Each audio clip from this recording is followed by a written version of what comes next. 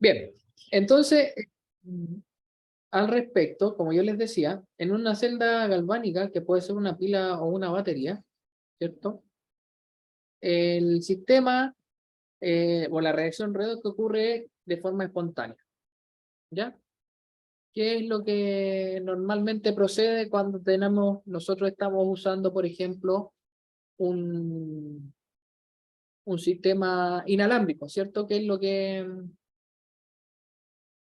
ocurre cuando nosotros, por ejemplo, estamos usando nuestros dispositivos móviles? Cuando se descarga completamente, nosotros lo llevamos a la toma de corriente de nuestros hogares para hacer la carga. Mientras está en uso, sin carga, la reacción química redox relacionada con la entrega de electrones, ¿cierto? Es espontánea. Lo que quiere decir, en otras palabras, que su energía libre va a ser menor que cero, ahora sí, ¿cierto? Y las reacciones que ocurren tanto en el ánodo como en el cátodo, respectivamente, son la oxidación y la reducción, ¿ya? Yo sé que seguramente ustedes tienen que haber escuchado que las reacciones electroquímicas en general siempre van de ánodo a cátodo, ¿ya? Lo que yo no quiero es que ustedes usen esa frase para que después estén todos confundidos tratando de saber cuál es el ánodo o cuál es el cátodo, ¿ya? El sistema de referencia para nosotros va a ser la galvánica, donde la oxidación ocurre en el ánodo y la reducción ocurre en el cátodo, ¿ya? ¿Por qué les digo esto? Porque, por ejemplo, cuando ustedes tienen una batería, la misma batería de sus dispositivos móviles, ustedes no cambian físicamente de lugar los electrodos. Entonces, no es correcto decir que ahora el cátodo es el ánodo y el ánodo es el cátodo. No sé si me entienden a lo que voy, Sí, sí. Sí, profe. ¿ya? En una batería de un dispositivo móvil, como un teléfono, por ejemplo, siempre el ánodo es el ánodo, el cátodo es el cátodo, solamente que se invierte la polaridad debido al flujo de electrones que va en el caso de la celda galvánica, va de ánodo a cátodo, y luego en la celda electrolítica va entonces de cátodo a ánodo. Solo que lo distinto es la reacción, ¿ya? Porque en el negativo, si se fijan, siempre ocurre la oxidación, o sea, ocurre la pérdida de electrones. Entonces, para que les haga sentido esta frase, para que haya una reducción, o sea, perdón, para que haya una oxidación, que es la pérdida de electrones, ¿cierto? Tiene que haber un sistema rico en electrones, ¿no es así?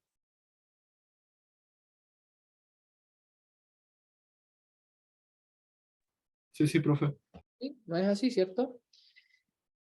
Por tanto, que luego de entregar todos los electrones, ¿cierto? Por el circuito eléctrico, no es raro pensar de que este que estaba negativo pase a positivo, ¿cierto? Porque hay una descompensación de carga, ¿de acuerdo? O sea, se vuelve menos negativo en cierto modo, y es porque entregó todos sus electrones, es decir, se oxidó, ¿ya? Ahora, cuando está en un sistema electrolítico, que es una reacción no espontánea, donde el delta G es mayor que cero, ¿cierto?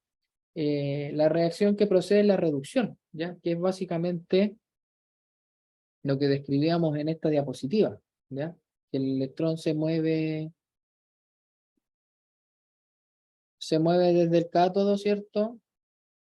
Se mueve desde el cátodo por el circuito eléctrico que está eh, definido por el cable rojo y la lámpara, ¿cierto?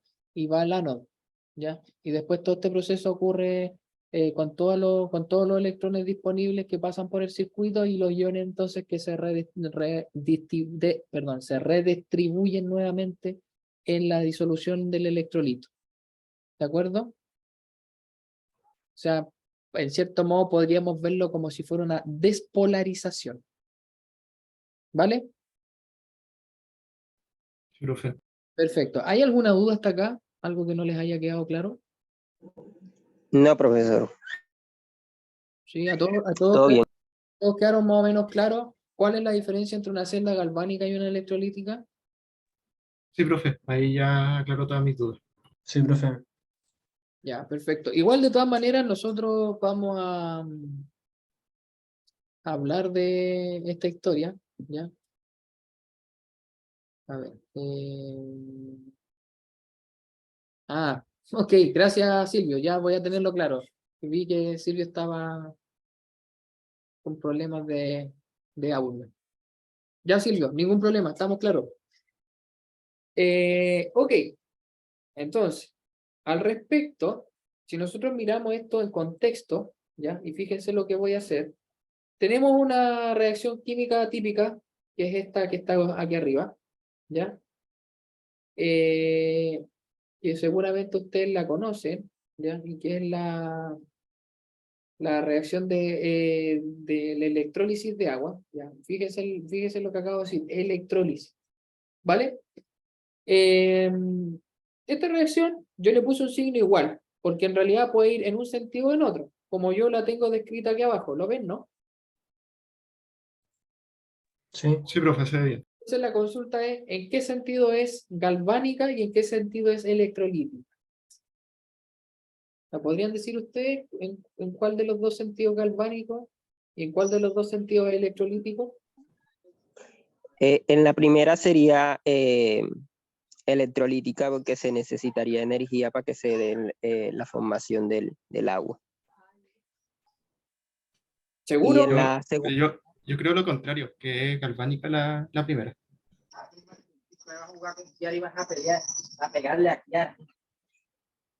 ¿Ya? ¿Y por qué estaría tan seguro de que es galvánica? Es porque es la combustión es una reacción espontánea, una combustión del hidrógeno, y ahí se produce vapor de agua.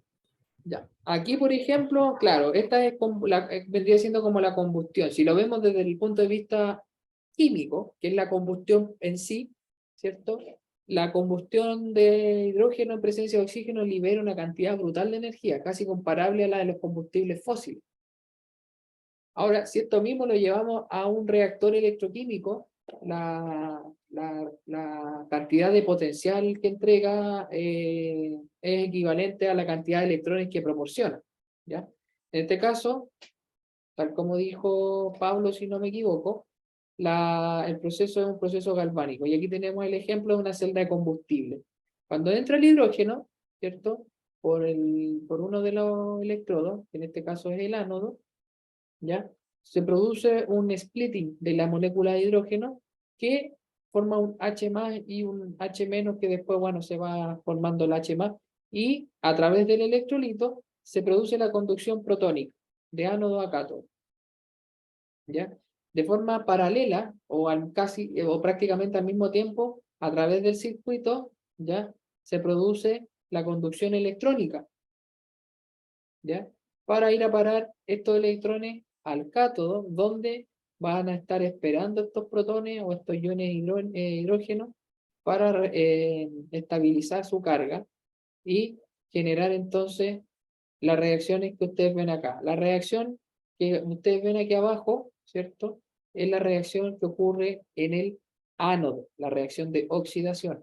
Mientras la que ustedes ven acá en esta parte de acá abajo es la reacción que ocurre en el cátodo, es decir, en la reducción, ¿ya? ¿Cómo yo sé esto? ¿Ya? ¿Cómo yo sé esto? Acá el H2, su estado de oxidación es 0 y después pasa de 0 a más, ¿ya? Eso quiere decir que perdió un electrón por cada hidrógeno presente en la estructura, por ende entonces es una reacción de oxidación. Recuerden que la oxidación es la pérdida de electrones.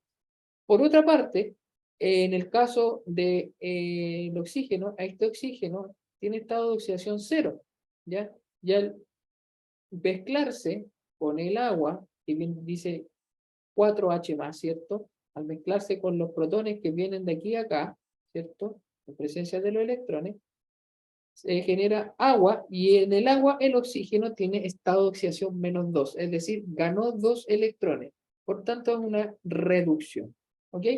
La reacción global, que es la que tenemos escrita aquí abajo, tiene una diferencia de potencial de 0.7 volt aproximadamente, ya en teoría. Y que está supeditado entonces solamente a la reducción de oxígeno. ¿Ya? De momento vamos a hablar de reducción de oxígeno porque esta reacción entonces es una reacción súper conocida que desde la perspectiva de la ciencia se le conoce como evolución de oxígeno. ¿Ok? Ok, si vamos al segundo caso, que vendría siendo el caso electrolítico, aquí por ejemplo tenemos un sistema sencillo de electrólisis de agua con 2 lápices, ya se puede hacer y con una batería de entre 9 a 12 volts conectadas entre ellas, entonces podemos hacer este sistema sencillo. Acá, por ejemplo, tenemos un voltímetro de Hoffman, ya que es un sistema más elaborado que permite con estas columnas graduadas cuantificar el volumen de hidrógeno y oxígeno. Si yo doy vuelta a la reacción anterior, si fijan aquí, aquí está dada vuelta, la diferencia potencial es negativo. Y este valor negativo estaría entonces asociado a si la reacción es espontánea o no espontánea. Ya lo vamos a ver cuando entremos así en profundo con la termodinámica. ¿ya? Si lo miramos en función del delta G, tiene el signo contrario, pero ya les voy a explicar cómo es que cambia de signo. Eso lo vamos a mirar más adelante. Esto quiere decir de que la reacción no es viable desde esta perspectiva. Otra cosa también interesante es que la fuente de poder tiene que ser superior en términos de potencial respecto del potencial que entrega la reacción. Si se fijan, en el dibujo de la izquierda, el potencial va entre 9 a 12 volts. ¿Y eso por qué? Si ustedes hacen una matemática más o menos grosera y toman estos menos 0.7 volts, se los restan a los 9 volts, a ustedes les queda 8,3 volts aproximadamente y quedan disponibles para que la reacción ocurra. ¿Qué les estoy diciendo con esto? ¿O qué sentido físico tiene esto? Que para que la reacción de electrólisis ocurra, es decir, que esta reacción vaya en este sentido, yo debo superar la diferencia de potencial que entrega esta reacción para que la reacción vaya en este sentido. A mí no me sirve, por ejemplo, una pila o una batería que entregue 1 volt, 2 volts. ¿Se entiende o no? Sí, profe. Sí, se profe. entiende. Porque de ese 1 volt o de esos 2 volts de potencial o de diferencia de potencial que entrega el dispositivo, 0,7 se van a invertir en que la reacción no vaya. Ya vamos, con este valor negativo ya vamos a pérdida. ¿Se entiende o no? Sí, profe. Se entiende. Ya, perfecto. Entonces, aquí tenemos la diferencia entre un sistema electrolítico y un sistema galvánico. ¿Se entendió? Sí, está clarito, profe. Ya, perfecto. Vamos entonces, ahora que ustedes lo tienen más o menos claro, ¿ya? A mirar algunas cosas que son importantes tenerlas presentes también en el inconsciente, ¿cierto? Cuando estemos hablando de carga en movimiento, flujo electrónico y todas estas cosas.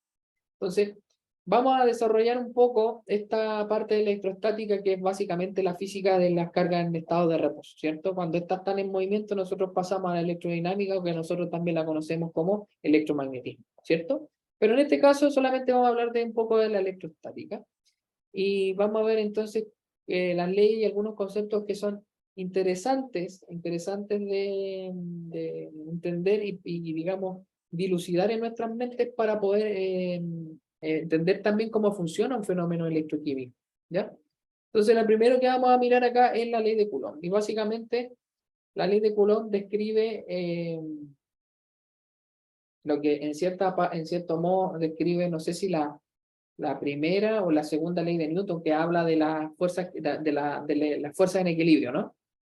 Entonces, cuando yo tengo dos cargas que interactúan, como estas que tenemos acá, que pueden ser como atracción electrostática, que es el caso de la esfera azul por la roja, o de repulsión electrostática, que puede ser el caso de las dos esferas azules, ¿cierto? Que tienen carga puntual, por ejemplo, aquí ambas son positivas, una es positiva, la otra es negativa.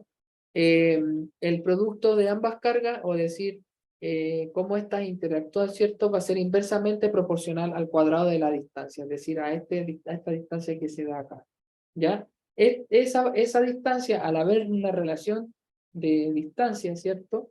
Necesariamente tenemos un vector, que nosotros lo podemos relacionar como esto, ¿ya? En ambos casos, cuando el sistema está en equilibrio, los módulos de cada uno de los vectores de F1 y F2 corresponden a esta ecuación que ustedes ven acá, que es la constante, es una constante eléctrica que está determinada experimentalmente, y el producto de las cargas partido por la distancia o el radio de estas al cuadrado, ¿cierto? Esta ecuación nosotros la podemos mirar de esta forma. Este KE, que es una constante eléctrica, ¿cierto? Es 1 partido por 4pi E0, ¿ya? Y este E0 es la permitividad eléctrica en el vacío. Entonces, el enunciado de la ley dice que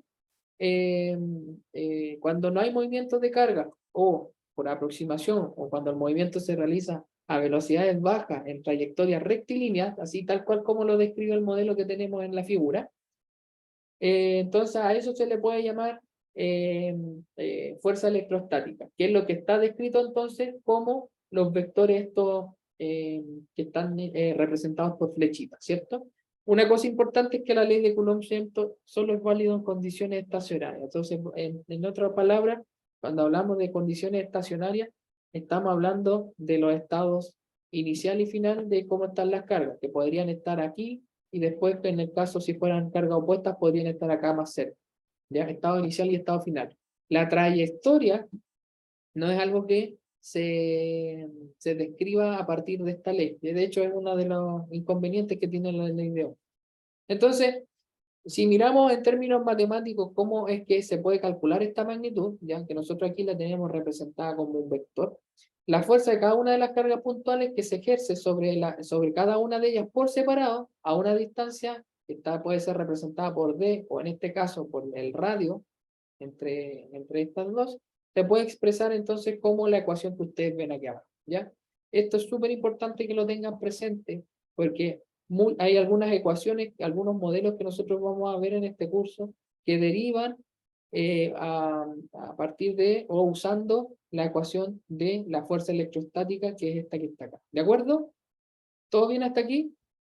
Sí, profe. Ya, perfecto. Entonces, al respecto, ya aquí ya se ha dicho, E0 es la permitividad en el vacío, es decir, cómo se mueven las cargas y cómo se determina experimentalmente, ¿ya? El valor es este que está acá, ¿ya? En Coulomb al cuadrado, Newton a la menos 1, metro a la menos 1, ¿ya? Bueno, después acá está descrito en Coulomb por kilogramo por metro cúbico a segundo al cuadrado, ¿cierto? Y ya finalmente entonces este valor, que es el que a mí me interesa, que es 1 partido por 4pi epsilon 0, es 8,988 por 10 elevado a 9 newton metro cuadrado con un Coulomb cuadrado, ¿ya? Aquí hay una relación que es importante destacar, que son las unidades, porque estas unidades después yo las uso o las aplico cuando quiero hablar de campo eléctrico, que es otro concepto que nosotros necesitamos ver. En este caso aquí está representado, ¿cierto?, el cómo interactúan dos cargas con este vector U, ya que es un vector unitario que describe el comportamiento de Q sobre Q2, de Q1 sobre Q2, y obviamente es de Q2 sobre Q1, ¿cierto? Y este R entonces es la distancia que está descrita acá como R cuadrado en la forma, ¿de acuerdo? Entonces, teniendo claro esto, es a veces un poco más conveniente hablar de campo eléctrico, que es el segundo concepto que nosotros tenemos que tener en cuenta, ¿ya? Porque aquí la repulsión o la atracción electrostática no es por efecto de la distancia. Si bien hay un fenómeno asociado a la distancia, no es necesariamente la razón principal. Y por esa razón, cuando dice acá, para evitar la idea de la acción de la distancia, se introduce el concepto de campo eléctrico. Entonces, cuando una carga Q, en este caso es Q1, produce un campo eléctrico o se ve influenciada por un campo eléctrico, ¿ya? Esta ejerce una fuerza, ¿ya?, sobre otra carga. Básicamente, por esta razón es que puede ocurrir entonces este fenómeno que ustedes observan acá en la figura, que puede ser la repulsión electrostática, o este que está acá, que está escrito con las esferas de azul y rojo, que es la atracción electrostática. No por efecto de la distancia. ¿Se entiende a lo que voy? Sí, profe. Sí, sí. Ya, perfecto. Entonces, teniendo en cuenta eso, nosotros podemos hablar básicamente de la intensidad de campo eléctrico sobre un punto P. Acá lo describen como un punto P, ustedes lo pueden poner el valor que quieran, ¿ya? que define entonces la fuerza eléctrica por unidad de carga que experimenta una carga de prueba en reposo en un punto P. Ya básicamente es equivalente a la fórmula que ustedes ven aquí abajo. Aquí, por ejemplo, en la figura que está a continuación, tenemos cómo el campo eléctrico es producido por un conjunto de cargas puntuales, Q1, Q2 y Q3, que están a un radio sobre una carga puntual, generando un campo E1, E2 y E3. ¿Ya? Luego, el vector que está aquí en rosa, que es E rayita, ¿ya? Es la suma vectorial de los campos en cada una de las cargas individuales. Es decir, que viene describiendo la trayectoria que esta carga puntual va a tener, ¿cierto? Cuando interactúen estas otras tres cargas sobre esta, como la influencia, ¿cierto? Esto, en estricto rigor o matemáticamente hablando, es la suma de E1 más E2 más E3 que da este E. ¿Vale? No hay ninguna cosa compleja de hacer en ese sentido. Acá, por ejemplo, en la segunda figura, tenemos el vector de campo eléctrico en varios puntos del espacio sobre un protón, sobre una carga positiva. Y vemos entonces que el campo eléctrico va decayendo en función de 1 partido por R cuadrado, ¿ya? Y esto es porque aquí sí la distancia sí juega un rol. Por ejemplo, estos vectores son más largos y estos otros son más cortitos. ¿Se entiende, no? ¿Se entiende? Sí, Entiendo, profe. Sí, profe. profe. Sí. Vale. A ver.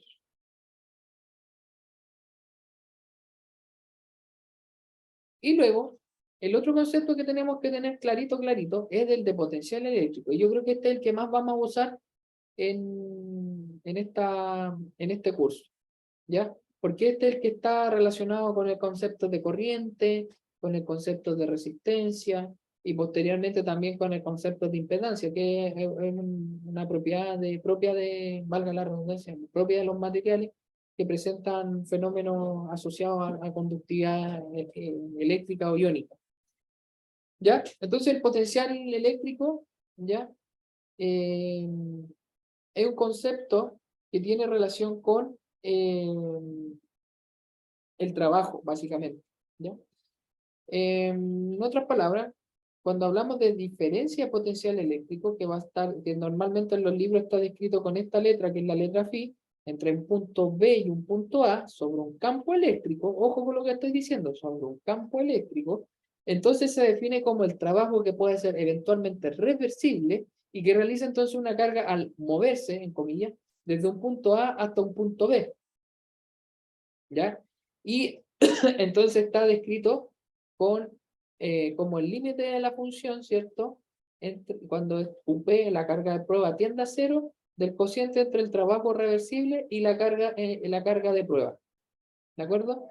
Que va a ser equivalente, ¿cierto? A esta diferencia phi B menos phi A. O que también puede ser equivalente al diferencial de trabajo reversible en función de la carga. ¿Ya? En resumen, el potencial eléctrico es más bien el trabajo eléctrico. Entonces podemos decir que es el trabajo que realiza la carga por unidad de carga, ¿cierto? En este caso, dW, el diferencial del trabajo, va a ser el trabajo eléctrico reversible realizado por un agente externo que permite mover una carga puntual, ¿ya? Una carga QP, desde A a B. Normalmente, el punto A, ¿ya? Se le considera como el infinito, por convenio, ¿ya? Por lo tanto, esta recta que ustedes ven aquí, ¿cierto? Esto se hace infinito, por lo tanto se desprecia. Aquí en el límite como A es infinito, se cambia, ¿cierto? Y queda entonces en función del movimiento que genera una carga desde el infinito, que puede ser, por ejemplo, en un sistema electroquímico desde el seno de la solución, ¿cierto? De cualquier punto o región de la solución, a la superficie del electrodo. ¿Se entiende, no? Sí, profe.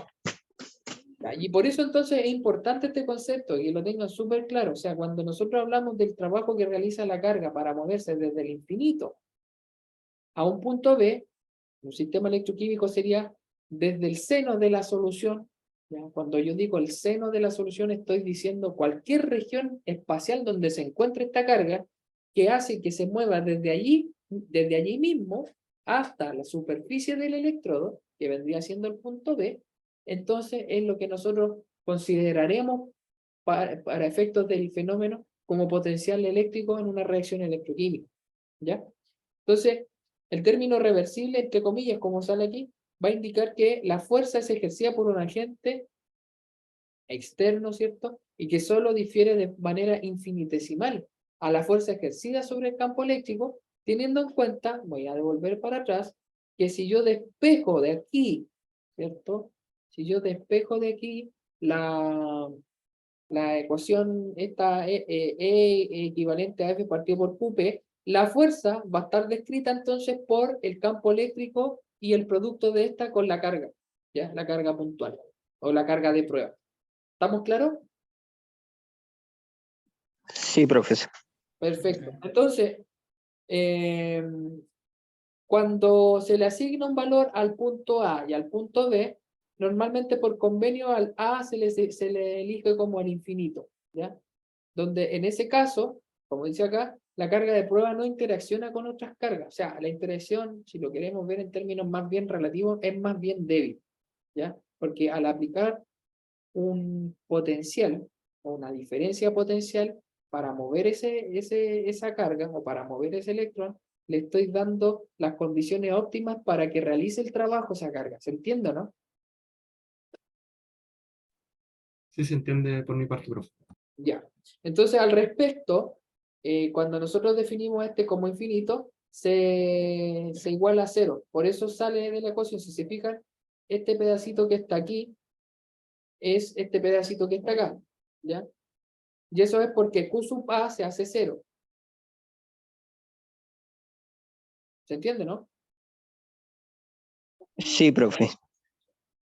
Solo un minuto, denme un minuto.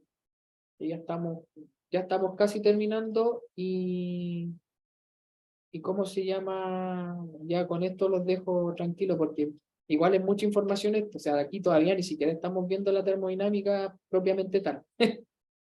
¿Ya? Me perdí en el espacio-tiempo. A ver, aquí que estoy mostrándole. No le estoy mostrando nada, ¿no? Ahí sí. Ahí sí. Sí, estará ya. Ya, ahí le estoy mostrando entonces la diapositiva. Ya. Entonces, ¿qué pasó acá? Algo pasó. Deme un minuto, por favor.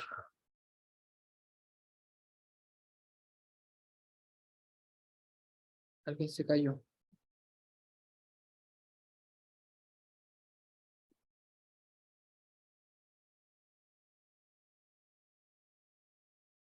Ya, estábamos aquí entonces, ¿vale? Entonces, por convención. Profe, no se ve la diapositiva. No, Perdón. no. Ya les comparto ya. Ahí. Ya ahí sí, ahí sí. Ahí la ven bien, ¿no? Ahí yo creo que la Sí, de. profesor. Ahí la Sí, diría. Ya, ya, perdonen. Sí, que estaba medio perdido, que conecté otra pantalla y. Entonces, si nosotros miramos el potencial eléctrico, ¿ya? En el sistema internacional, entonces la unidad es el voltio y se define por Joule por Coulomb, ¿ya? Aquí está entonces que un voltio, es decir, phi, es lo que habíamos definido recién, que es el trabajo partido por unidad de carga, ¿ya? Entonces, si vamos haciendo el desglose, esto de acá es la fuerza por distancia, ¿ya? Una fuerza que, claro, vamos a poner que es vectorial, ¿cierto? Fuerza por distancia por Q, o sea, dividido por Q, ¿cierto? Y acá podemos entonces concluir que es la masa por una distancia al cuadrado, ¿cierto? Dividido por el tiempo al cuadrado eh, por la carga, ¿cierto? Y fíjense una cosa, eh, la carga puede ser equivalente a la intensidad de corriente por unidad de tiempo. Entonces, esta unidad, ya, porque la pueden encontrar así, por eso se los estoy diciendo, puede ser una unidad de masa por distancia al cuadrado, ¿cierto? Por la corriente por el tiempo al cubo, ¿ya? En otras palabras, kilogramo, metro cuadrado, amper por segundo al cubo, ¿ya? Esta es otra forma de hablar de voltio, ¿ya? Y ahí es donde nosotros podemos relacionar entonces ahora el potencial con la corriente, porque de corriente no hemos hablado todavía, ¿ya? Es importante hablar de potencial porque nosotros vamos a ver la parte termodinámica. No, aquí no va el acento. Dinámica, aquí va el acento. ¿Ya? ¿De acuerdo? De acuerdo, profe. De acuerdo. Ok. Entonces, para terminar el día de hoy, ¿sí? Para terminar el día de hoy, tenemos este resumen. ¿Ya? Este resumen, entonces, nosotros vimos la diferencia entre una celda galvánica y una celda electrostática. Y también es importante que, a modo de resumen, que nosotros podemos entender la magnitud, ¿cierto?, entre dos fuerzas que está descrita con esta ecuación de aquí y que es la que describe la ley de Coulomb, ¿cierto? Por otra parte, entonces, la fuerza eléctrica que experimenta una carga por unidad de carga, ¿ya? Está descrita por esta expresión que está aquí y que tiene relación con el campo eléctrico. Y por otra parte, el trabajo, vamos a ponerlo entre comillas, reversible, perdón, reversible, que realiza una carga, está descrito por esto que está aquí. ¿Ya?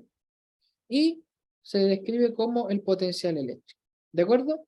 Chiquillos, les voy a pedir que para la próxima clase, que la vamos a tener el lunes, mañana les comento que necesito hacer con ustedes una evaluación diagnóstica para ver cómo vienen preparados desde pregrado, ¿ya? Entonces, por lo tanto, mañana en la hora de taller, ¿ya? En la hora de taller tengo programada una evaluación, ¿de acuerdo?